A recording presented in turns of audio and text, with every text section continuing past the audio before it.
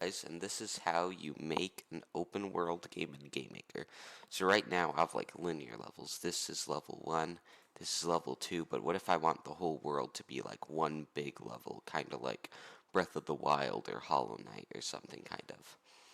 So what you want to do is right here where it says width and height, you want to just type in a pretty big number. You don't want it to be too massive, but pretty big. And if we zoom out, it's a lot bigger now.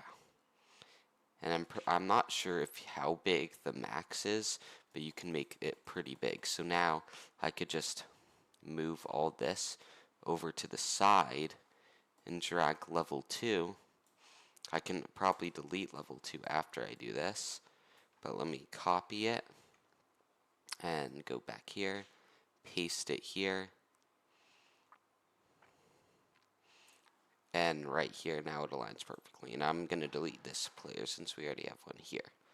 So now we have like 2 levels in the same room, and we can make like a huge open world map, which is pretty cool. I didn't even discover this until just today, and I wish I knew this like a while ago, because this is honestly sick, and now I can make a really cool open world game pretty easily.